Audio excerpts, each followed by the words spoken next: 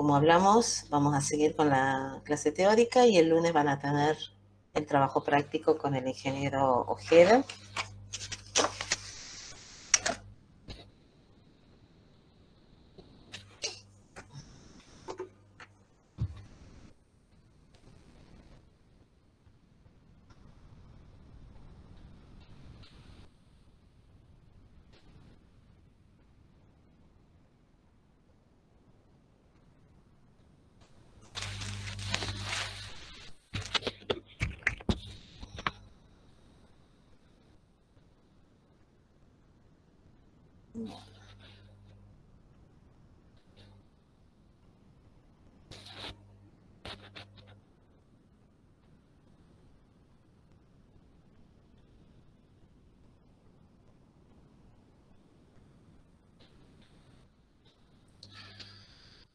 Vamos a seguir con la parte de terraplén. Faltan algunos que vengan, que prendan la cámara.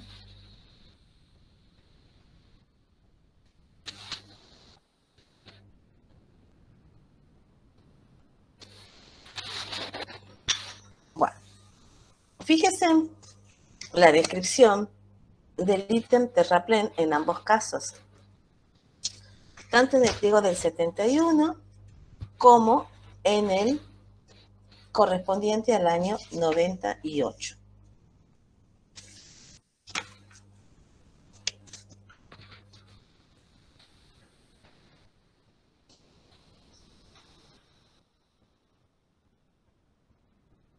Y díganme qué observación pueden hacer con respecto a la descripción, de acuerdo a todo lo que veníamos hablando. Es lo mismo que vuelve a tener limpieza en la descripción, vuelve a hablar de limpieza. Vuelve a hablar de limpieza. Es decir, exactamente, Laura. Entonces, es importante aclarar, ¿no es cierto?, en el pliego particular realmente cuáles son las tareas que vamos a pagar en el ítem. Y acá, en el pliego general, está como muy generalizado el trabajo del terraplén. A mí me gusta que esté como mejor definido, que estén todas las tareas que se van a pagar, inclusive teniendo en cuenta el transporte. Fíjense que acá hablo solamente de la limpieza del terreno, en la zona donde se van a construir los terraplenes, y la formación de los mismos utilizando los materiales aptos provenientes de los distintos tipos de excavación. En realidad, para la formación de ese terraplén vamos a tener que tener en cuenta que en este ítem también se paga transporte, la carga, la descarga, la distribución, la humectación, darle la humedad óptima, y todos los procesos necesarios para construir este terraplén, incluido la compactación especial. Que si bien no está en esta sección, en la sección 3, por ejemplo, en el pliego 98, no está la compactación especial definida, está definida como un apartado aparte, pero que forma parte de este ítem terraplén, que es la sección 5. La sección 5, compactación especial. No hay un ítem compactación especial. El ítem es terraplén con compactación especial. Es decir, que esta compactación especial está incluida en lo que sería el ítem terraplén. ¿Se entiende? No es que sea aparte. Entonces, cuando hablemos de las condiciones de calidad que se debe cumplir, ahí vamos a tener que aclarar que tenemos que hacer la compactación especial y que vamos a tener que llegar a un cierto grado de compactación de acuerdo al tipo de material y que vamos a tener que hacer los ensayos respectivos para definir cuál es esa densidad máxima. Eso es la primera aclaración. Entonces, en cuanto a lo que es la descripción, está como muy telegrama, muy cortito para mi gusto. Yo creo que hay que indicar todas las tareas, en primer lugar. En segundo lugar, está repetida la limpieza del terreno. Entonces, eso es algo que nosotros No podemos repetir tareas. Como yo les decía, cuando vemos todas las descripciones, tienen que estar todas las tareas que tenemos que ejecutar en la obra, pero sin repetirse. No puedo pagar 2 veces el mismo trabajo. Bien, ¿qué otra gran diferencia vemos en el tema de los terraplenes? A ver, ¿qué me Ingeniera. dicen? Sí. Ingeniera, bueno, la gran diferencia que se ve en la parte material es que en el pliego del 71 no especifica, digamos, el tipo de material apto, a diferencia del 98 que sí nos da los valores severa exigido, el índice de plasticidad. Como así también los tamaños máximos de las rocas que pueden formar parte del terraplén. Sí es cierto, estoy de acuerdo en que está el tema de los materiales, el CBR, ¿no es cierto? El hinchamiento y la plasticidad, que no lo tenemos en el 71. 71 solo nos dice que tiene que ser material apto. En cuanto al tema de los materiales del tamaño máximo, están los dos pliegos, aunque hay unas pequeñas diferencias. Hay una pequeña diferencia. ¿Qué querías decir, Jean Bell? Perdón, sí. Yo había notado que en el pliego del 71, lo quería volver a leer por si me había equivocado en realidad, pero puede ser que decía que en el 71 se admitirá en los terraplenes el empleo de roca de tamaño no mayor de 0,60 metros y en el... Ah, no, perdón, leí mal. Pero de todas maneras, en algo tenés razón, Sí, sí hay una porque diferencia. hay una Porque, diferencia. claro, porque en el 71 dice que esos 60 centímetros, o sea, además de esos 60 centímetros como límite superior, el diámetro mayor de la partícula no debe exceder el 50% de la altura del terraplén. Mientras que en el 98 dice que no debe exceder el 2/3 del espesor de las capas. Exactamente, eso es una. Pero además vos tenés, acá se hace una diferencia entre los 30 centímetros superiores del terraplén y las capas que están por debajo de los 30 centímetros superiores. Entonces, en los 30 centímetros superiores del terraplén, el 71 admite rocas cuyo tamaño no superen los 5 centímetros, si mal no recuerdo. Mientras que en el caso del pliego del 98 hablamos de 7 centímetros y medio. Es decir, que permite en los 30 centímetros superiores un tamaño de roca un poco mayor. Y después habla del tamaño de la roca, que era lo que vos te estabas refiriendo, por debajo de los 60 centímetros. Y por debajo de los 60, perdón, por debajo en los 60 centímetros, por debajo de los 30 centímetros superiores, me dice de que no se permitirá roca tamaño mayor a 15 centímetros.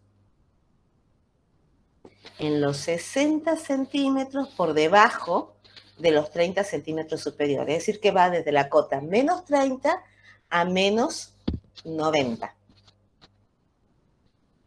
No se permitirá rocas de tamaño mayor a 15 centímetros.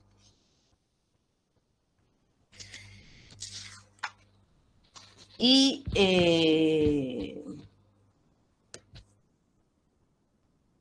en el caso del pliego del 71, habla de que el empleo de rocas de tamaño no mayor a 60 centímetros en la mayor dimensión, siempre que éste no exceda el 50% de la altura del terraplén.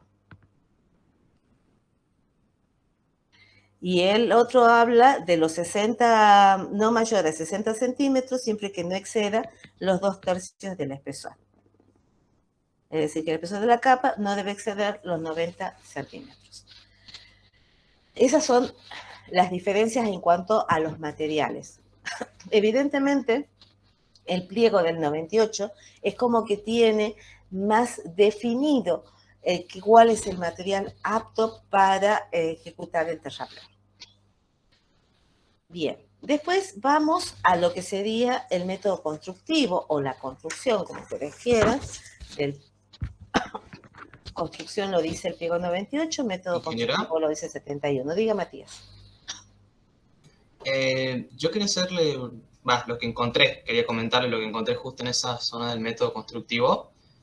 Es que el pliego del 71 habla de que en los primeros 20 centímetros superiores de la base de asiento serán compactados hasta obtener una densidad C, pero en el 78 habla de los primeros 30 centímetros. Así es, esa es la gran diferencia que hay. Si bien es cierto que en los dos casos, vamos a tomar material de los 20 centímetros superiores de la base de asiento para hacer los ensayos. Cuando vamos a hacer esa compactación especial de base de asiento, que no es lo mismo que compactación especial de terraplén. No es lo mismo. Esto es compactación de base de asiento. Se saca el material de los 20 centímetros superiores para hacer los ensayos. Se hace el ensayo de Proctor respectivo. Vamos a determinar la densidad máxima. Vamos a determinar la humedad óptima, que sale naturalmente con la densidad máxima.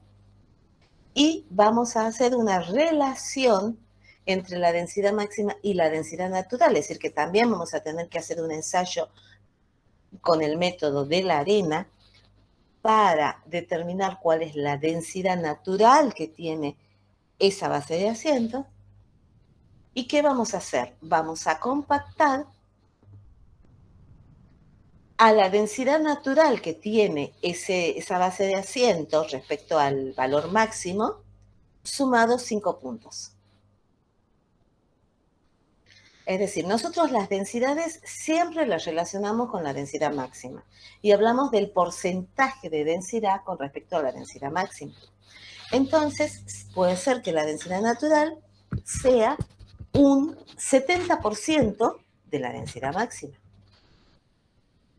No me interesa el valor como valor en sí mismo, sino que me interesa la relación que tiene con el valor de la densidad máxima. Entonces, si la densidad natural de la base de asiento es un 70%, el pliego me dice que yo tengo que compactar esa base de asiento a 5 puntos más, es decir, a 75%. Si la densidad natural fuera del 80%, yo debería compactar al 85%, 5 puntos más. ¿Sí? Siempre referido a la relación que hay entre la densidad natural y la densidad máxima. Por eso tengo que hacer los ensayos de los dos casos. Uno con el método de la arena para saber cuál es la densidad natural y luego tomar muestras de ese material, hacer el ensayo de Proctor y determinar la densidad máxima. Y de acuerdo a eso tengo que trabajar esta base de asiento. Que el pliego del 98, como bien les dijo su compañero, habla de compactar la base de asiento en los 30 centímetros superiores. Mientras que el pliego del 71 habla de compactar la densidad de la base de asiento en los 20 centímetros superiores. ¿Qué significa esto? Significa que en el caso del pliego del 98, yo voy a sacar 15 centímetros de la capa de la base de asiento y la voy a reservar a un costado. Voy a escarificar los 15 centímetros que me quedan. Los voy a escarificar, los voy a roturar. Les voy a dar la humedad que corresponda. Y voy a hacer todo el proceso, ¿no es cierto?, de humectación, de distribución. Y voy a compactar hasta llegar a la densidad exigida para la base de asiento. Una vez que compacté esos primeros 15 centímetros, recién voy a colocar el material que saqué por los 15 centímetros superiores para hacer esta misma tarea. Es decir, que de acuerdo al pliego del 98, yo me veo obligada a hacerla en 2 capas. porque normalmente no puedo compactar con los equipos que disponemos normalmente nosotros. La energía de estos equipos nos permite compactar hasta más o menos un espesor de 20 centímetros ya compactado. Es decir, si el material está suelto sería más del 20 centímetros. Pero vamos a llegar, una vez que lo compactemos, a 20 centímetros compactado. Ese sería el espesor que nosotros podríamos compactar con con los equipos que nosotros disponemos. ¿Sí? Esos nos van a dar la energía suficiente para hacer esa compactación. Entonces, en el caso del pliego del 98 me veo obligada a trabajar en 2 capas de 15 centímetros, mientras que en el pliego de 71, si estoy trabajando con este pliego, lo puedo hacer en una sola capa de 20 centímetros, compactado, obvio. ¿Sí? El material suelto que yo tengo que agregar, que eso tendré que calcularlo, evidentemente va a ser un poco mayor para poder llegar a los 20 centímetros de espesor una vez que he realizado el grado de compactación. Esta es compactación de base de asiento. Reitero, no se vayan a confundir con la compactación del terraplén. Ingeniera, Diga. y le hago una última consulta, porque creo que ya me tengo que retirar. Va referida al pliego del 71. El párrafo siguiente habla un poco de la anulación del ítem anterior si en los 40 centímetros de profundidad el terreno presenta capa superficial. No sé si entendí mal lo que respecta al pliego del 98, pero creo que no lo considera, ¿verdad? No habla de la anulación el pliego del 98. No habla. Así es. Y lo que te quiere decir aquí, que no lo podemos aplicar en el sentido de que tenemos capas de diferentes tipos de material. Al ser diferentes tipos de material, yo debería hacer un Proctor y una densidad natural por cada uno de los tipos de material. Y si en 40 centímetros me está cambiando el tipo de material, es muy difícil que yo realmente pueda determinar con qué material estoy trabajando en cada momento para saber con qué Proctor y con qué densidad natural debería calcular la densidad a la que voy a compactar esa base de asiento. Al no tener esa certeza no lo puedo aplicar. Eso es lo que me está diciendo. Ahora bien, un tema que es muy importante que ustedes lo tengan en cuenta es que, no sé si respondí tu pregunta, Matías. Sí, entonces por eso el pliego del 98 se mide la densidad cada 15 centímetros, como te había dicho. No, se lo mide, no es cada 15 centímetros, no es que se lo mida. Acá me están pidiendo que compacte 30 centímetros. Entonces, yo no puedo hacer los 30 centímetros de una sola vez con el equipo que disponemos. Yo me refería a un poco, que usted dijo que si yo veía que a distintas profundidades me iba cambiando el material, el pliego del 98 mencionaba que como se trabajaba en capas, yo creo, ¿no? Esto desde mi punto de vista, que al medir la densidad, como dice, cada 15 centímetros, por eso no hablaba un poco de la anulación. Esa era mi pregunta, digamos. ¿Por qué no el 98 no lo menciona directamente? No, considera de que lo que pasa que es un caso muy especial, y normalmente cuando sucede eso, que tenemos capas de diferentes materiales, lo que se hace en este momento es retirar ese material y poner un material clasificado, un solo tipo de material. ¿Me entiendes? Eso es lo que se haría actualmente. No trabajaríamos con capas de diferentes tipos de material, por un lado. Y cuando te dice acá, en el pliego del 98, que se controlará su densidad por capas de 15 centímetros, es por lo que yo les decía. Es decir, me está diciendo que tengo que compactar los 30 centímetros superiores. Con los equipos que nosotros disponemos, es muy difícil que yo llegue a la densidad requerida con esa capa de 30 centímetros. Entonces, para asegurarnos, nosotros vamos a compactar en capas de 15 centímetros. Y la supervisión va a controlar esas capas de 15 centímetros. Justamente por la misma razón, porque si yo quisiera hacer la capa de 30 centímetros de una sola vez, es muy factible que la parte inferior los 15 centímetros por debajo de los 15 centímetros superiores, no esté bien compactado. Entonces ellos quieren controlar la densidad de los 15 centímetros por debajo y los 15 centímetros por arriba. Por eso dice que van a controlarte la densidad cada 15 centímetros. ¿Se entendió? Bien, perfecto. Sí, me quedó bastante claro. Gracias. Bien. Ingeniera, Ahora, ¿sí? ¿Alguien pregunta algo? ingeniera, no sé si me permite, antes que siga avanzando, a mí me quedó una diferencia, digamos, en la parte de materiales, que no sé si yo lo interpreto bien, pero lo que yo veo es que, por ejemplo, en el pliego del 71, habla que cuando se dispone de distintos tipos de materiales, el 71 dice que el contratista no está obligado a efectuar esa selección si es que tiene que realizar un doble movimiento de suelo. Y en el caso del 98, dice que no va a recibir pago para efectuar esa tarea. O sea, en el 98 lo tiene que hacer sí o sí a ese trabajo. ¿Lo interpreto bien? A ver, no. Sea como sea, tiene que estar incluido en el pliego que se va a pagar el doble movimiento de suelos. Lo que pasa es que como que el 98 está diciéndote que sí, que te lo va a pagar, que vos lo tengas en cuenta a ese doble movimiento de suelo. Siempre te lo tienen que, todo trabajo que vos realices te lo tienen que pagar.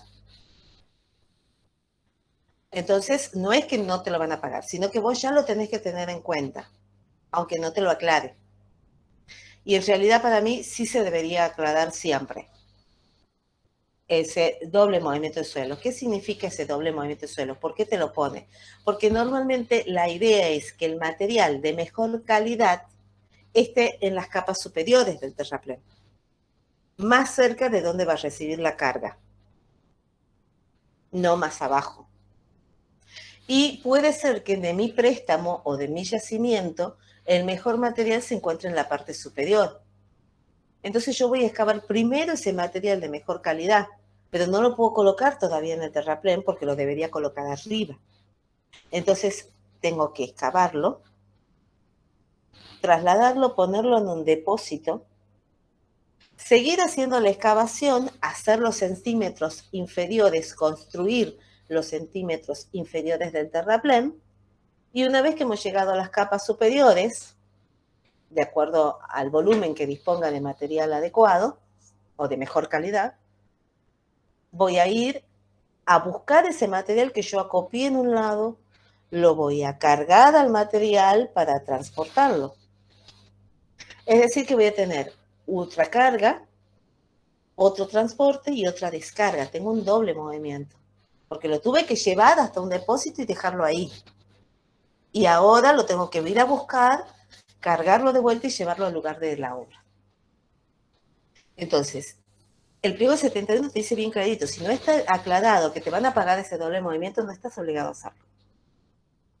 Tiene que estar aclarado que te van a pagar ese doble movimiento, que lo tengas en cuenta en tu análisis de precio, que tenés un doble movimiento. En cambio, el 98 como que te da la idea de que ya vos lo tenés que tener en cuenta. ¿Para qué? Para llegar a tener el material de mejor calidad en los 30 centímetros o en las capas superiores del terraplén. Esa es la diferencia. ¿Se entiende? Sí, ingeniera, gracias. Bien. Algo que me faltó decirles es que hablábamos de la compactación de la base de asiento, pero no siempre se hace esa compactación de la base de asiento. El pliego dice que la base de asiento se va a compactar, a hacer una compactación especial, siempre que el terraplén tenga una altura no mayor a 2 metros, dice. No mayor a 2 metros. ¿Por qué?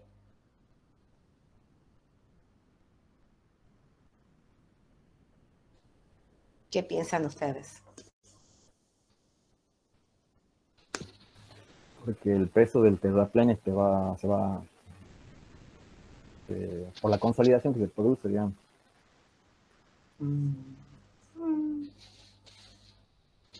Podría ser, pero hay otra razón. La razón está en que En la parte superior están actuando las cargas. Acá actúa el peso del vehículo, las distintas cargas actúan acá arriba. Y en la medida que vamos bajando de capas, hay una distribución de esa presión que está aplicando esa fuerza, ¿no es cierto? Y cada vez a las capas inferiores va llegando una menor presión, porque hay una distribución, ¿no es cierto?, mayor en el cono de distribución de cargas. Entonces la presión que va llegando a las capas inferiores es menor. Entonces se supone que la influencia de esa carga que está actuando en la parte superior se hace notar hasta más o menos una profundidad del terraplén de 2 metros.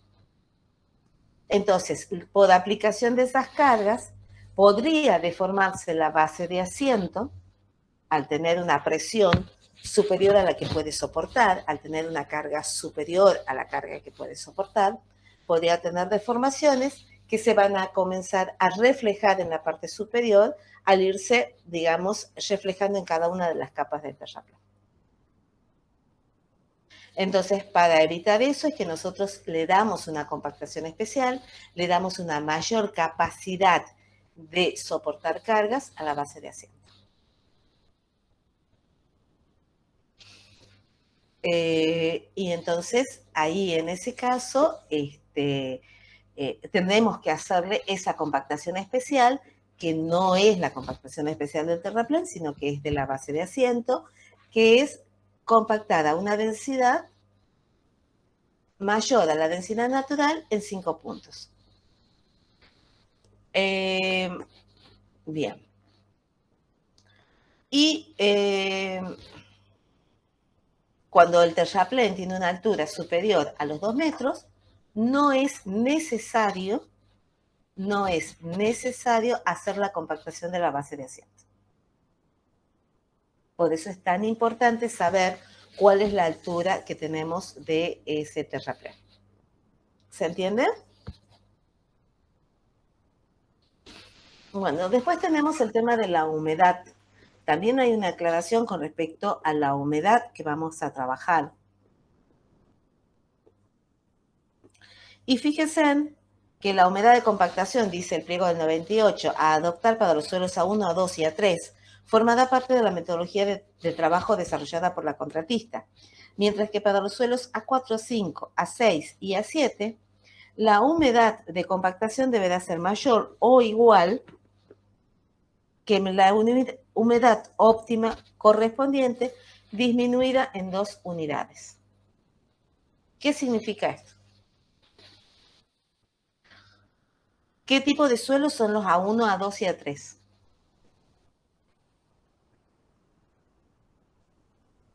De mejor calidad. Sí, son los de mejor calidad, pero ¿qué tipo de suelos son? Bien ahí. Granulares. Granulares. Por eso son los de mejor calidad, porque son granulares y de por sí forman su propio esqueleto y soportan cargas. Lo único que tenemos que hacer con estos materiales es que las partículas se empiecen a tocar en la mayor cantidad de puntos posibles, digamos, entre ellos, para formar la estructura, para formar ese esqueleto que le permite soportar cargas. Entonces ahí la humedad no me interesa, no tiene tanta importancia. Voy a tratar de llegar a la humedad óptima. Sí necesito esa lubricación para que las partículas se muevan y luego se puedan poner en contacto. Pero los suelos A4, A5, A6 y A7 son suelos cohesivos.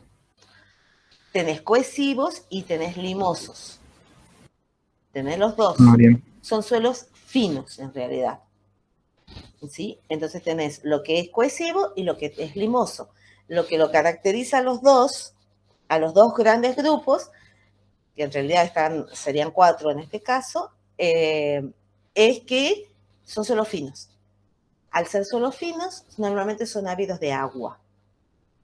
Entonces tengo que tratar de no agregarles mayor cantidad de agua que la necesaria, porque si no se me producen baches. Es decir, puntualmente son lugares en donde el suelo tiene un exceso de humedad y actuaría, así en forma bien casera acá entre nosotros, es como si fuera un flan, se movería como si fuera un flan y no soporta carga, se deforma. Eso es un bache. Y al bache la única forma de solucionarlo es sacarlo al material y poner material nuevo. Entonces, para evitar la formación de esos baches, es que la humedad que le vamos a agregar va a estar entre la humedad óptima menos 2 unidades hasta la humedad óptima. Es decir, que está en un rango de la humedad óptima, pero un poquito menos mejor, para evitar que se produzcan esos baches, porque es un suelo ávido de agua. ¿Se entiende? Sí, ingeniera. Disculpe, ¿cuál era la humedad óptima? No. La humedad óptima es la humedad necesaria para obtener la densidad máxima.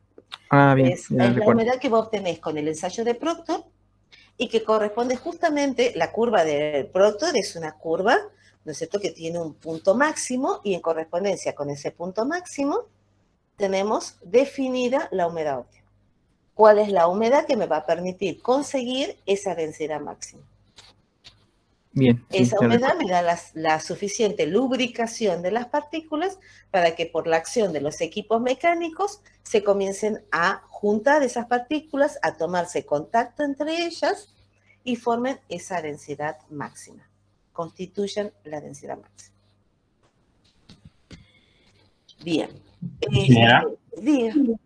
entonces esa deformación que explicó al último no sería igual que la que explicó anteriormente, o sea, cuando se asentaba por no tener la suficiente compactación, sino esta vez sería por exceso de humedad. Así es, Ah, exactamente. Acá sería por exceso de humedad. bien. No por capacidad portante. Lo otro es por la capacidad portante, por la capacidad de soportar carga. ¿Mm? Bien. ¿Qué otra cosa puede llamarnos la atención de la parte de terraplén? Ingeniera, Sí. puede ser que después menciona en el 71 la compactación cercana a los estribos de los puentes Sí. da un valor límite y en el 98 no indica ningún valor máximo.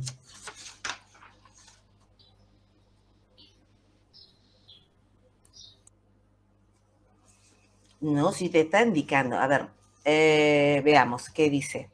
En el caso del 98 te está diciendo que la compactación de terraplenes en las partes adyacentes a los estribos de puentes, muros de alcantarillas, etcétera, será ejecutado en capas y con cada una de ellas vamos a compactarlos con pisón de mano o mecánicos, pero que lleguen adecuadamente, ¿sí? Que eso lo vimos cuando dieron la clase ustedes de equipos, vieron justamente los apisonadores manuales que se utilizan en este caso. Y aprobado por la supervisión hasta lograr las densidades especificadas.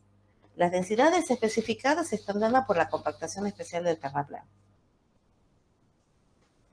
En el caso del pliego del 71, también dice exactamente lo mismo. Te habla de que, en este caso, habla de que la superficie de apisonado no tiene que ser mayor a 200 centímetros cuadrados, cosa que no lo dice en el otro. Es decir, que la superficie de apisonado, ¿no es cierto?, no tiene que ser mayor que esta que nos está dando, pero siempre tenemos que asegurar la compactación de la densidad especificada. Y la densidad especificada es la densidad máxima correspondiente al tipo de suelo dado por la sección compactación especial para los terraplenes. Así que sí hay una exigencia. La diferencia es la exigencia de la superficie donde aplicamos ese apisonador. ¿Mm? Que no tiene que ser mayor a 200 centímetros cuadrados. Y eso no lo tiene porque el tema equipos, no se olviden que en el 98, no me interesa con qué equipo trabaja la empresa, sí nos interesa que cumpla con la ejecución de los trabajos de acuerdo al proyecto, con la calidad exigida y en el tiempo estipulado. ¿Sí? Entonces, no controlamos equipos, no controlamos qué equipo utilizan, pero la densidad la tienen que cumplir. Esa es la diferencia. ¿Qué otra cosa nos puede llamar la atención? A ver. Ingeniera, Diga. puede ser que en el pliego del 98 se indica de que el volumen debido al asentamiento no son objeto de pagos directos, dice. O sea, como que no, si se produce algún asentamiento o algo así, no recibe pago. No recibe un pago. O sea, que anteriormente no, claro. No es que me van a pagar el mayor volumen que vamos a colocar porque se nos ha producido un asentamiento. No. Exactamente. No. Es solamente lo estipulado del proyecto. Si se ha producido un asentamiento, ya es algo que lo tiene que resolver la empresa. Y el otro tema que también ustedes acá van a ver es cuando los terraplenes se deben construir a través de bañados o zonas cubiertas de agua. Acá les está hablando de la técnica del terraplén de avance o lo que proponga la contratista y acepte la supervisión.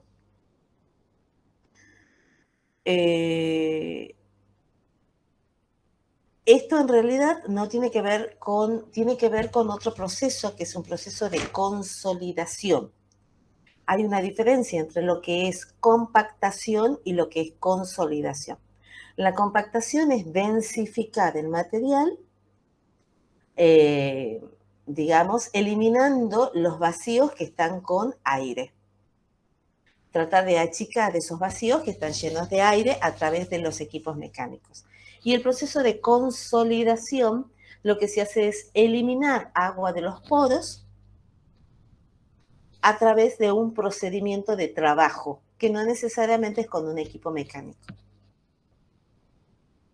Puede ser con un equipo si nosotros ponemos una sobrecarga y ese equipo lo utilizamos de sobrecarga. En realidad no es lo más óptimo, pero se trabaja en consolidación a través de procedimientos o formas de trabajar en una determinada extensión o superficie. Que eso lo vamos a ver en otra clase. ¿Sí? Todos los procesos de consolidación, inclusive hay procesos de consolidación que utilizan explosivos. Entonces, lo que se refiere a este punto es justamente a los procesos de consolidación. Y ese proceso de la técnica del terraplén de avance es un proceso de consolidación con explosivos. Bien, y después habla de las condiciones para la recepción, ¿no es cierto? Habla de todas las condiciones de calidad que se deben cumplir. Y fíjense que en las condiciones de calidad tengan en cuenta que no solo está el control de compactación, que vamos a llegar, sino que además vamos a tener que controlar el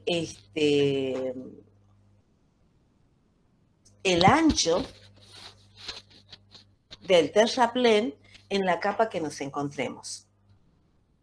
Y eso es muy importante porque nosotros tenemos que asegurarnos que cuando lleguemos a la parte superior del terraplén, el ancho sea el adecuado para que entre la capa del paquete estructural.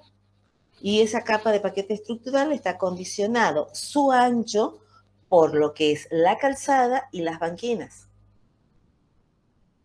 Y el desarrollo que nos da el talud. Entonces, por eso es muy importante que desde las capas más inferiores se le dé el ancho correspondiente para que nos aseguremos que la forma del terraplén es la adecuada, con la pendiente que nos da el proyecto y que en la parte superior tengamos el ancho adecuado para el coronamiento del camino. Entonces hay que controlar en cada una de las capas no solo la densidad, sino que hay que controlar el ancho en la cota respectiva. Es decir, que es un doble control. ¿En qué cota estamos y qué ancho tenemos que tener? Inclusive, fíjense en que tiene penalidades en lo que respecta a la cota. Y dice que no se admitirán diferencias con respecto a las cotas de proyecto. Esto dice el 98, ¿no? No se admitirán diferencias con respecto a las cotas de proyecto mayores a 3 centímetros en defecto y a 1 centímetro en exceso. toda diferencia de cotas que sobrepase esta tolerancia debe ser corregida. Mi pregunta es, ¿por qué creen ustedes que nos están exigiendo 3 centímetros en defecto y solamente 1 centímetro en exceso? Tengan en cuenta que nosotros terminamos el terraplén a nivel de subrasante. ¿Qué significa? Que arriba va el paquete estructural.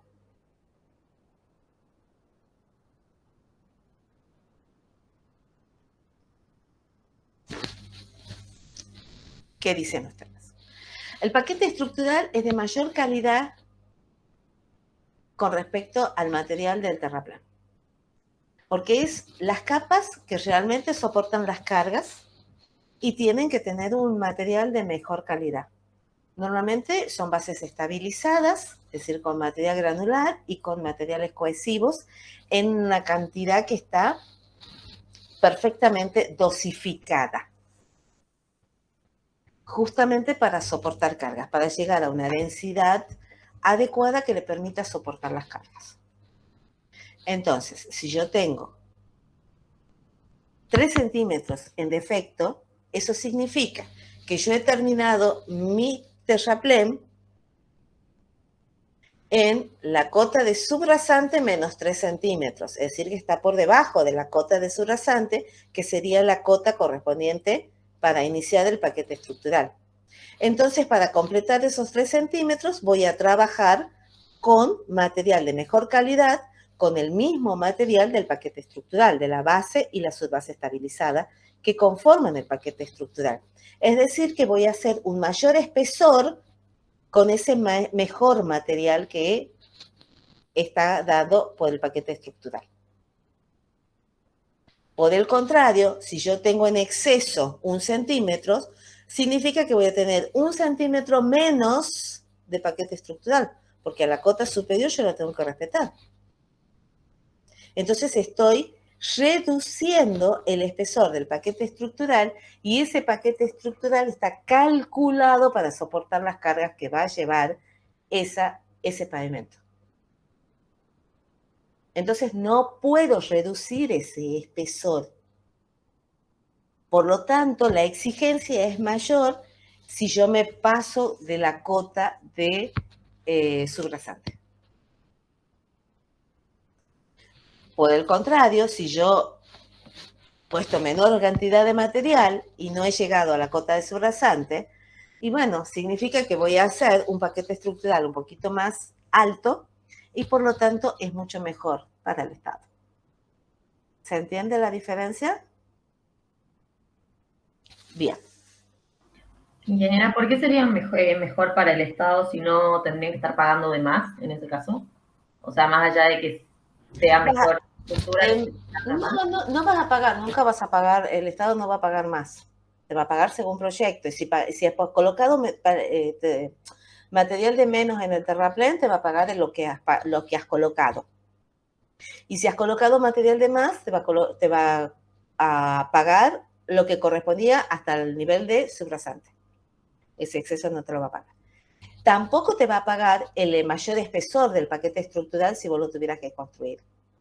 Te va a pagar el espesor que dice el proyecto, pero vos tenés un mayor espesor de material de mejor calidad y por lo tanto eso implicaría que el pavimento va a tener una mayor vida útil en el sentido de soportar las cargas, es decir, tenemos un mejor paquete, tenemos un mejor apoyo porque tiene un mayor espesor de mejor calidad.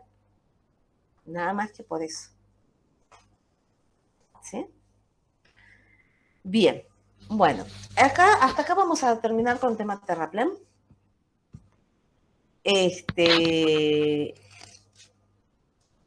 La parte de compactación especial les queda para ustedes, para que lo lean y después me hagan las consultas respectivas. Y de ahí yo les voy a pasar el trabajo sobre el cual vamos a hacer el pliego de especificaciones técnicas particulares. Y acá más, sí vamos a tener algunas otras clases conmigo en otros temas y ahí podremos también conversar de esto, pero si no, ya trabajaríamos en horario de consulta. Bueno, eso sería todo por hoy. Espero que tengan un muy buen fin de semana, que lo pasen muy bien, que lo disfruten. Espérenme un segundito que voy a sacarles una foto. Pónganse lindos, por favor.